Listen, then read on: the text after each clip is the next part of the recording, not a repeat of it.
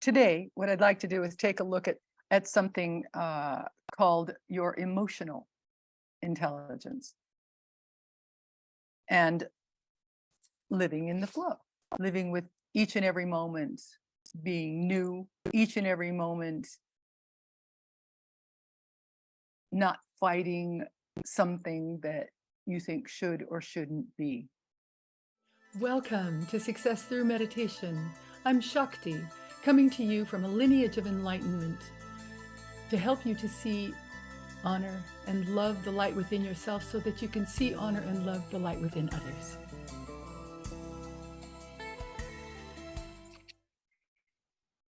Daniel Goleman is a teacher and author who wrote a book on the scientific case for spirituality.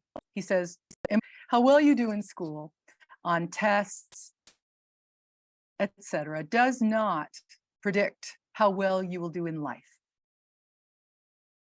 It simply doesn't.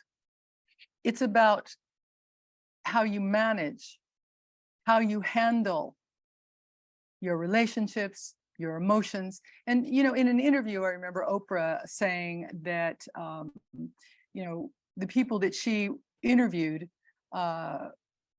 were many times of a much higher intelligence than she was on an IQ test, much higher intelligence. But that the reason that she did so well was because of her emotional intelligence. She could relate to them. She could feel what they were feeling. She could understand what they were feeling. And that her success was because of her emotional intelligence. And because it was so high, her emotional intelligence, as maybe not quite as high as some on IQ tests, but her emotional intelligence was very, very high. So she was able to relate. She was able to feel. She was able to understand what her interviewees were talking about, what they were feeling, what they were thinking, right? And she says that was the secret to her success. She could feel what others were feeling. She could feel empathy. She could have compassion. And these are key components to a successful life, aren't they? Emotional intelligence. Many times with, people with 160 IQs or more, right, are working for those who've got only 100 on an IQ test. And the reason is that they have a higher emotional intelligence. But it's your emotional intelligence that predicts really your success in this life. That makes the difference. These leaders, these stars, these parents who thrive with great emotional intelligence. Self-awareness makes a difference. Self-reflection makes a difference. Emotional intelligence and spirituality make a difference in your success in life, don't they? So these people who do have a higher emotional intelligence have figured some things out, right? They do things like journaling, sitting alone in nature, sitting in silence, meditating, taking care of their well-being. And these things make the difference in how you might know your purpose in life, how you might understand where it is that you're supposed to go and be in any moment, being in the flow. Your emotional intelligence helps you with that. Your compassion, your empathy helps you to know. Your ability to look inwardly, to see where you're at in any moment, helps you to know where to go in the next moment. Emotional intelligence and living in the flow. It makes a difference, doesn't it? So there are three things, right, involved in having the emotional intelligence for success. Number one, you understand how others see things. You're able to relate to how they see it. You're able to see their perspective. Number 2, you're able to sense what another person is feeling. You're able to sense and have rapport with someone else's emotional well-being or not. And number 3, you have empathetic concern. You might feel what they're feeling and be able to help. Now, there is a difference between empathy and sympathy. The Dalai Lama has spoken about empathy and sympathy, and how sympathy is much better, because with sympathy, you're able to actually do something, because while you can sense what they're feeling, what another person might be feeling, you're able to help them because you're not going where they are. Empathy is sort of going where another person is, which can be very beneficial in moments unless it takes you down. Let's say that another person is very, very sad and you love them dearly, and you decide to be, or you find yourself being empathetic. In that case, you would go where they are. You would become sad as they are. You would sense where they are and go there with them. I'm not saying that there isn't a place and a time for this, certainly, but being sympathetic allows you to see where they are with a bit of detachment and be able to help without being emotionally where that person is. So there is a time and a place. The Dalai Lama says, well, being sympathetic is much better because you're able to do something. I think that there is a time and a place for both. Certainly being sympathetic lends itself to more detachment, to not be taken down the rabbit hole with this loved one that is in distress or suffering. But the idea is nonetheless to be able to recognize where someone else is. To be empathetic enough to be able to see where they are. And then if you can assist, all the better, right? All of it, living in life with emotional intelligence does take empathy. It gives you better relationships, more spiritual intelligence also with compassion, which allows for being in the flow in every moment of every day. When you have emotional intelligence, you're able to sense not only your own feelings, you're able to sense the feelings of and the dispositions of others. So that in that moment, you're able to flow with whatever the moment is laying before you. You're not so caught up in your own state of being that you can't see what another is sending out, what they're giving, what they're taking. Because you're in the flow, you're in the zone. You're able to recognize when things are flowing nicely or when they're stuck. And when they're stuck, all you have to do is look within, right? Whenever things are stuck in any way, shape, or form, we must look within. And I would recommend in looking within that you do this in silence, which means really that the mind is not involved. You simply sit in the silence of eternity. And after meditating, you're able to see more clearly. You're able to feel more clearly what's around you, what's in front of you, what's behind you, so that you can learn from what was behind you, what you've done, what you've experienced. Learning is very much a part of our human existence, isn't it? So that you can have more emotional intelligence, be able to see things much more clearly. So the idea, of course, is that we live in a state of emotional happiness, really. Emotionally intelligent people have figured something out. And that is that Happiness can reign no matter the circumstance. It doesn't have anything to do with the outward circumstances. You simply can be happy in every moment of every day.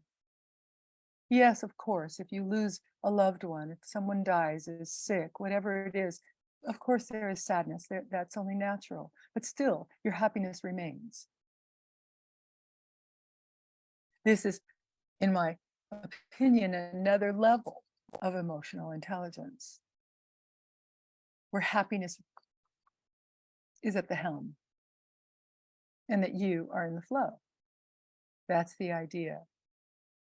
So, when things are going really well, when you're in the flow, you're following your dharma, you're following your truth, you're in alignment with your life. You can see it when you're in the zone, when you're in the flow. You're aware, you're compassionate, and you're putting your attention right here in this moment. You place your attention where it belongs, not in the past, not in the future, but here in this moment. That's the point. And that's, of course, being mindful. Being mindful is, mindfulness. Mindful is a buzzword these days, but I think not very well understood. To be mindful, one needs to be able to have control of the mind, doesn't one? And so in having control of the mind, in working to have control of the mind, one sits in the stillness and the silence of meditation. It's all about happiness, really. Learning to control your mind brings more happiness into your life because you get to choose where you are. You get to choose to be in the flow in this moment of your life. And there are no other moments. This is the only one that you have. The past is dust, the future no one knows. This is the only moment that we truly have. And so to be emotionally intelligent enough to realize this, to understand this because of your meditation practice is very, very helpful for having a happy life. And isn't that the point? Because why are we here? What is the point?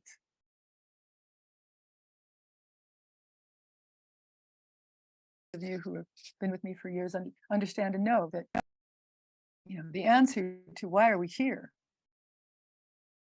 is to have a good time, to have fun. That's why you decided to make this go round again. To be here, to learn something, to have a really good time while you're here, to have a really good time while you're learning, while always bringing yourself back to being in the flow, in a happy state. Really, that's how you do it. Be happy. Learn to be happy. And in learning to be happy, one of the biggest, best, most exciting, most wonderful things that you can do is to sit in silence. Sit in the stillness of love, of light, of beauty. Learn to take your emotional intelligence up a few notches by sitting in stillness. And so emotional intelligence, of course, is changeable. You are able to, in any moment, improve it. You can make it better in any moment. Using meditation and mindfulness, you can improve your emotional intelligence by developing character, developing a wonderful character through self-awareness, learning how to be emotionally in control by, once again, learning to control your mind, learning how to control your thinking, every thought, being in the flow, in the zone. Through meditation and mindfulness, you strengthen your awareness. You actually strengthen the prefrontal cortex, your emotional control, as you sit in meditation, as you learn how to focus to be able to know where to focus, how to focus, where and when you want to. This is emotional intelligence. It doesn't matter in any moment what it is that you're doing. It's how you're doing it. What kind of a state your mind is in, what kind of a state your consciousness is in. And it is important, I think, to understand that when we find ourselves wanting to be or do something other than what we're being and doing, in other words, let's say, for instance, that you're feeling a little under, you're feeling a little off emotionally, and you just would really love to sit in meditation. You would love to sit in stillness, in the silence, to help to bring yourself back to where you want to be. You're missing the point.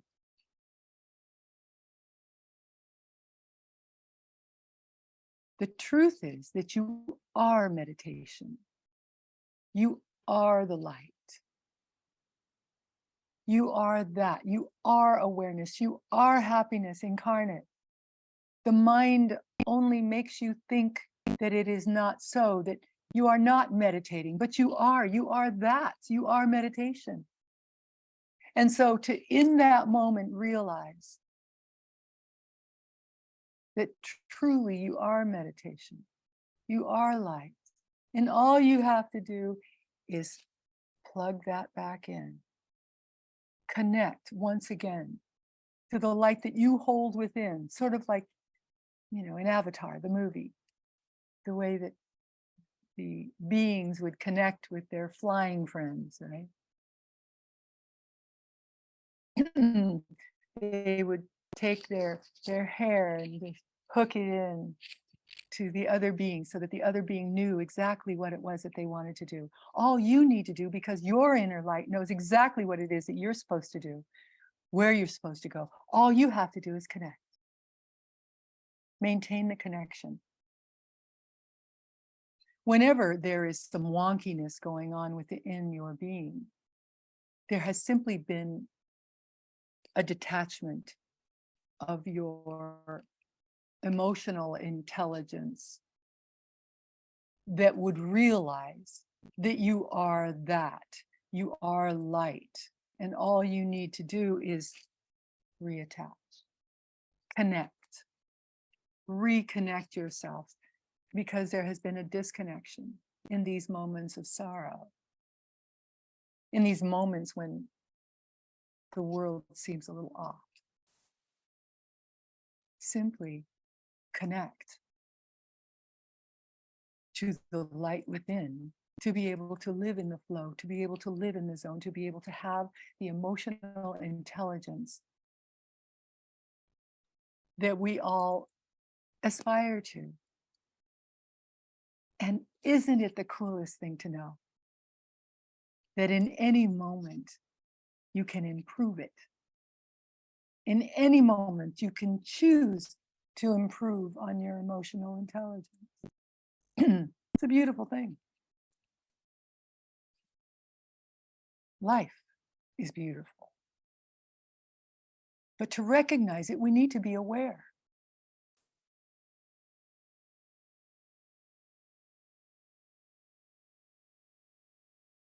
Of all that is.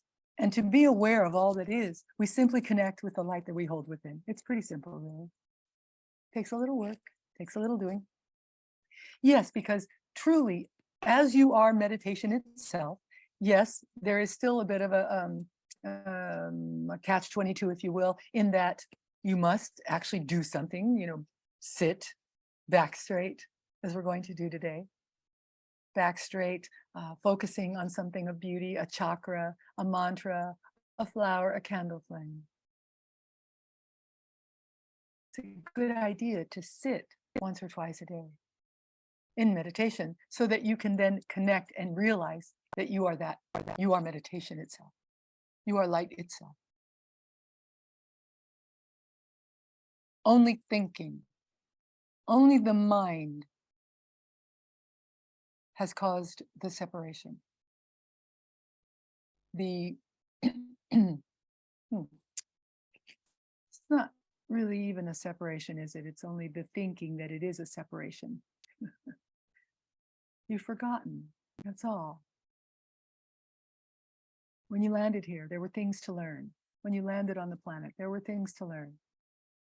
And so you had to forget your karma, your light. You had to forget. Most people do. And then at some point in time, at some point in your life, you started to remember. That's why you're here, wanting to know more, because you know, you can feel that there is more to this life. And so we look to build our emotional intelligence to have a more successful life, to be in the flow, to be in the zone, in every moment of every day. You know, that's one of the greatest parts of suffering, when you want to be somewhere that you're not in this moment and you suffer. You want to be somewhere else. You want to be doing something else. And so you suffer. How about turning it around and making wherever it is that you are in any moment the exact place that you want to be, knowing, because that's the truth, isn't it? You wouldn't be where you are if you didn't want to be there. You wouldn't be thinking what you're thinking unless you wanted to be thinking, but it takes awareness. And to be more and more aware, to be more of this meditation that you actually are, you must remember. And to remember, you must sit in silence. Sitting in the silence of existence brings you back. The memory in your soul, in your body, in the being that you are, that memory.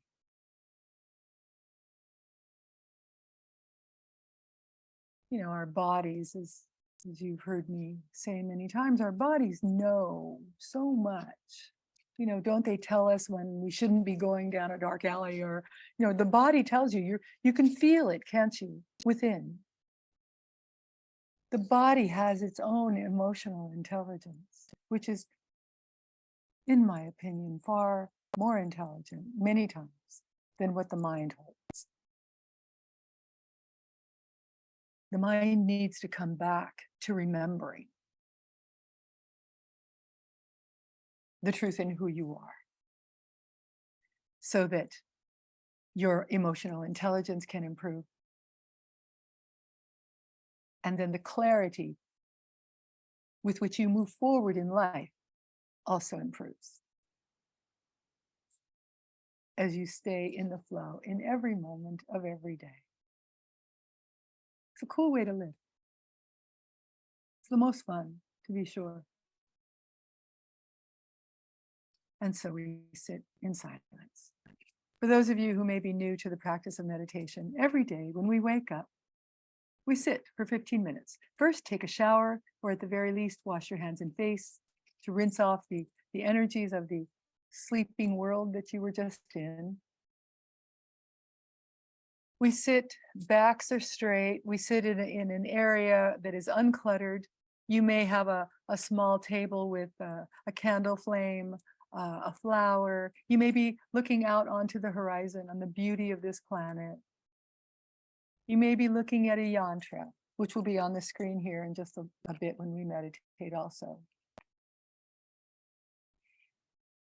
And so we sit for 15 minutes. We play music. Our music is infused with enlightened energy to help you to meditate more easily, more deeply. It was made for this purpose. It helps to block out the energies, the auras, the thoughts of all of the other 8.5 billion people on the planet, so that you can meditate more easily. If you focus, if you'd like it to be, one of your focuses can be the music, right? Focus on every note in the music if you really, really want to go high. It's a great way to silence the mind. And the idea when you first start meditating is focus. That's what you're learning how to do. Focus, focus, focus for the first many years of your meditation practice, maybe even this incarnation. You're learning how to stop thought, which again may not happen in this lifetime. It does take a long time to learn how to do. With consistent practice, however, if you follow the tenets, the suggestions that I give, meditate 15 minutes when you begin, you're focusing. Then after a few months, double the time to 30 minutes, then to 45, then to an hour. Over a year or two, meditate once, maybe twice a day for 1 hour. No need to meditate any longer, really. When you do this with discipline, with consistency, with love, with joy for connecting to the light that you hold within, when you do this on a consistent basis, stopping thought becomes much easier. But it's up to you. This is your practice, right? These are just my suggestions. So we meditate and we learn to stop thought, so that outside of your meditation practice, the realization that that is truly who you are, what you are, becomes much more a part of the truth that you hold within the mind. That you are meditation, that you are light. And so we learn to stop thought, maybe this incarnation, so that each step that you take forward is in the flow with happiness, with joy and love. So after the meditation, now, empty tummy is a good idea. Have an empty tummy. Otherwise, your stomach is sort of, your digestive system is working. It's sort of like going to the gym. You don't want your digestive system to be working while you're in the gym. A good idea. So in meditation, we want an empty tummy. Stay awake, right? If you need to wake up, have a cup of coffee, cup of tea, do some yoga stretches, wake yourself up. There are many modalities in meditation, and they all work. The one that I teach says, it's the happiest time of the day for you. Might as well stay awake. Stay awake. There are some that say, fall asleep, it's okay. I recommend that you stay awake for the happiest moments of your day, right? Stay awake. And then at the end of the meditation, bow, forehead to the ground, and offer your meditation to the universe, to eternity, with gratitude. With gratitude for all that is, for the meditation that you've just had, for the meditation, the energy that you've just gained. We bow. And then, as you go throughout your day, you'll find that the world just sparkles a little more. Things are brighter, colors are brighter, more vibrant. You're able to love easier, your emotional intelligence rises. Things that maybe are challenging in your day don't affect you quite as much as they did before, with your being in the flow and in the zone because of your high emotional intelligence. All right, so I'm going to take myself off camera as we prepare to meditate, and we will relax the body first. As you take a very deep breath in through the nose, out through the mouth, and hold for the count of 3 at the top.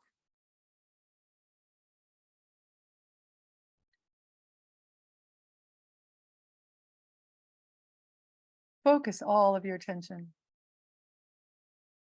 on your eyes, the muscles around your eyes, and relax the muscles around your eyes. As you do, you'll find that your jaw muscles, your facial muscles will also begin to relax.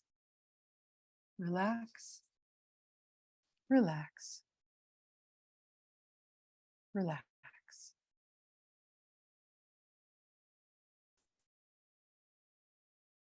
If you have any tension whatsoever in your scalp, relax your scalp.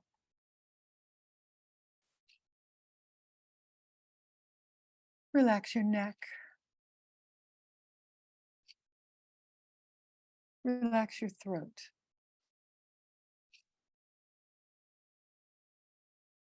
Relax your shoulders, your chest.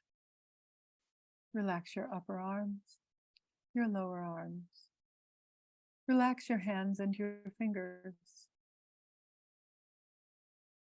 As you focus on each part of the body, as we relax each part of the body, you may feel a tingling sensation on the area of focus. This is simply your energy, your Kundalini energy lighting up. We gain energy each and every time that we meditate. It's sort of like storing this energy in your center, in your navel center. You store your power here. So with each and every meditation, you're storing energy. Relax your back on either side of your spinal column. Even as you sit up nice and straight, relax your back. Relax your hips. Release all of the muscles in your abdomen. Allow your breathing to find its own rhythm. Relax your upper legs. Relax your lower legs. Relax your feet and your toes.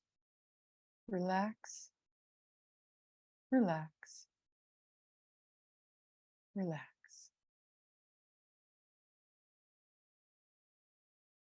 Take another deep breath and exhale slowly. As you exhale, mentally picture all tiredness, tension, and fatigue leaving you. Then turn your attention to the crown of your head. Visualize that a wave of golden light is entering into you at the top of your head and passing throughout your entire body. Imagine this golden light passing from the crown of your head, through your neck, shoulders, arms, chest, stomach, lower back, and down your legs to your feet. As you imagine this golden light passing throughout your body, feel yourself relaxing. Picture another wave of golden light entering through the crown of your head and visualize it passing through your entire body and then leaving through the soles of your feet. Feel that wave after wave of golden light is passing through you in this way. Each wave of golden light that passes through your body removes more of your tension, quiets your mind, and helps you to enter farther and deeper into a state of meditation. Picture that the waves of golden light have now become a solid river of golden light that is constantly passing through you. Picture this golden light expanding beyond your body and filling up the entire room. Then visualize the golden light expanding beyond the earth, beyond the sky, and into the infinite. Feel that the golden light is constantly passing through you and washing all of your tensions, problems, and worries beyond you and into the infinite. If you are new to the practice of meditation, continue visualizing this golden stream of light passing through you until your meditation session has ended. For those of you who maybe have been meditating for a few years or longer, continue visualizing this golden stream of light into the first few moments of our meditation music and then let go. Let go and let eternity do with you what it will. Now, let's meditate.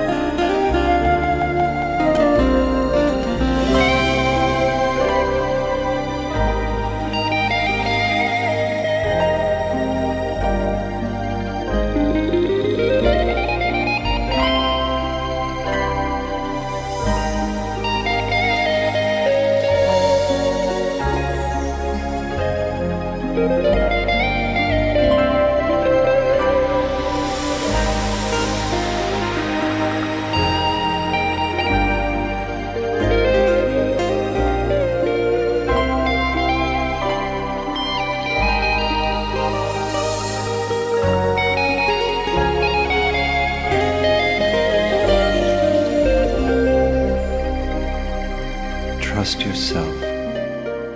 Be still. Be open. Humility is the ability to experience eternity as your body, mind, and spirit.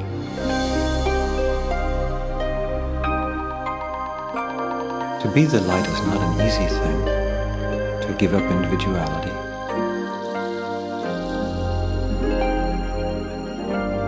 Prayer, fasting, meditation, concentration, focus.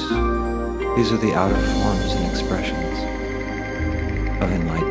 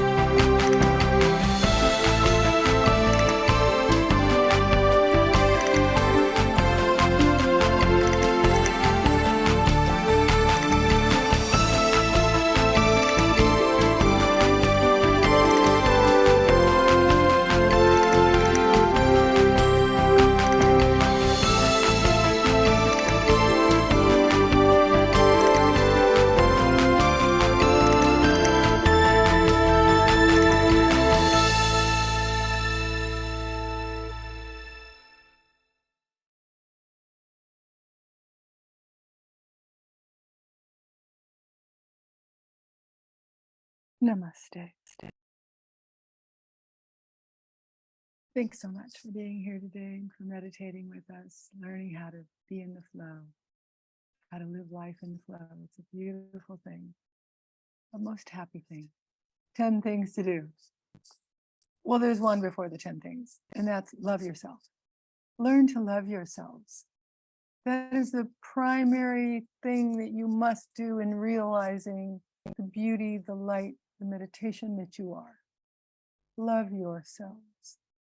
Love every inch on the outside and every eternal inch on the inside. Love yourselves. And then love someone or something more than you love yourselves. Number 2, take chances constantly. Number 3, stop taking yourselves so seriously. Number 4, start taking others more seriously. Number 5, never, ever, ever give up hope. Number 6, meditate more deeply today than you ever have. Number 7, learn to dance.